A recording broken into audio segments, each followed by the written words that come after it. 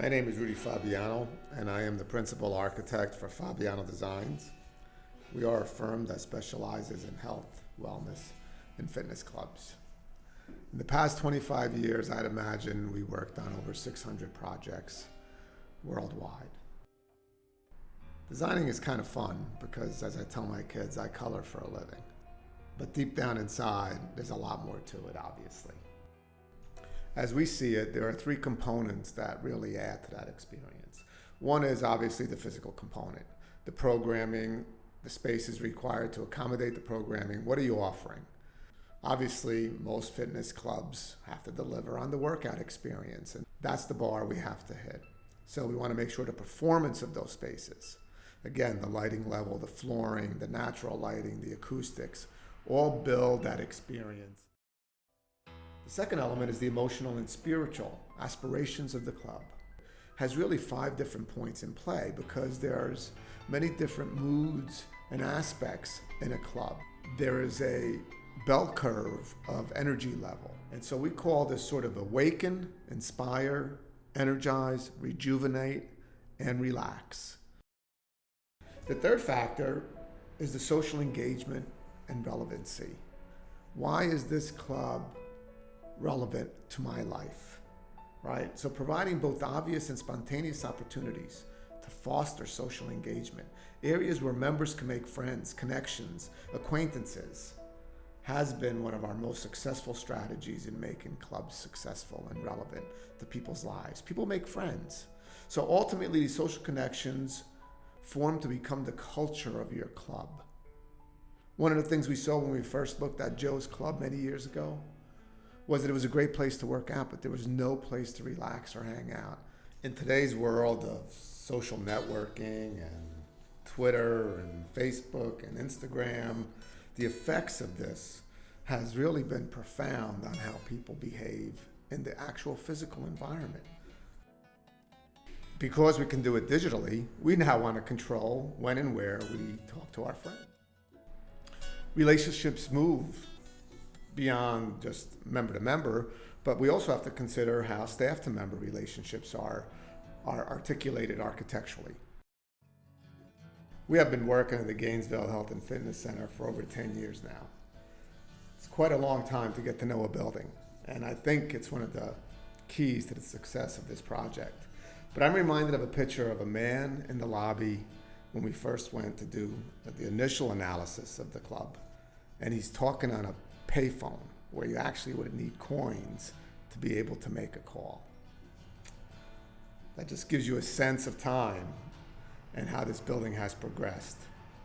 When we first were called down to look at this club, and we had known of Joe Cerulli and met him, real nice guy at the time, still is, we were a little surprised because we knew the club was hugely successful. Why would a man that has such a successful club want to renovate and have us come down? And that's quite interesting because one of the problems of this industry for the longest time has been success. We were successful, so why change? But Joe had the foresight and vision to understand that you can't stand still. That even though you're successful today, you're going to need to move forward to be successful tomorrow. I think it's important to note that we actually have been working on this project for 10 years. It seems like quite a long time, but it's really a luxury for an architect to be able to get to know a building, get to know the clients, and understand the user behavior in designing a club for that period of time. Certainly this is a large club. I mean, at this point it's probably about 80,000 square feet, so that's a benefit. But really having the ability and the time to think things through and understand what you're working with is one of the keys successes of this project. His guiding principle, he explained, was based on a book he had been reading called The New Rules of Retail. There's a profound shift in consumer expectations and purchasing trends. So we really have a model to move from the traditional sense. This means moving the sales strategy from an owner-eccentric business model to a member-centric focus, meaning it's not about us who own the clubs, it's about the member. Now the focus was going to be at Gainesville Health and Fitness. How can our design accommodate what our members want and need. The kicker is that members are now willing to invest in quality and overall long-term value over instant satisfaction. So they're buying a membership, they may be buying a $29 membership, but done correctly, there's a percentage that can be upsold to $300, $200 for personal training, small group training, functional training. There is a level of trust that they are looking for, and they're looking for a partner in their experience versus a detached purchase of something. So the remodel of Gainesville Health and Fitness was really a message to the membership in general. We're here for you in the long run. We're improving ourselves so you can improve yourselves. And the club was always a great club, but it lacked that element of sexiness and it lacked that element of resort. There's something called the Power of Glamour. There was a book that was introduced to me by one of Joe's friends, Will Phillips. And it was quite interesting. It talked about how glamour as an element is a very powerful sales tool. And when we think about glamour, we typically think about movie stars, we think about beautiful people and beautiful things. And in some cases, that's true. Glamour motivates us and feeds our imaginations of a life way beyond what we currently have. The power of seduction and transformation tap into a very real emotional need we feel. It is connection to the better me, a version of ourselves that is in shape, beautiful, powerful, sexy, heroic. And this element is glamour, is something that can be put into architecture and into design. If we look at when we got inside to design the locker rooms, we decided that women were going to look the best in our locker rooms, better than they would home. The lighting was going to be absolutely perfect. No bad shadows, no aging shadows. And in fact, the material was going to reflect that hint of glamour. To capture that initial spark, we need that to sort of capture our imagination. Like fashion, though, you have to be careful that you don't get too gaudy about it.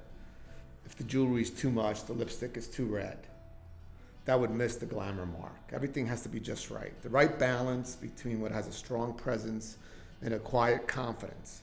And that's when we were designing the space, what we were thriving for. A blank canvas that would allow the projections of ourselves to be captured. And for instance, if you look at retail, a lot of times their primary color is white. Now you can think about this because they want to showcase their product, and they do. But it also provides an upscale look. We decided that the only color was going to come from products, not paint. Paint was going to be white. That was going to be our neutral sexiness.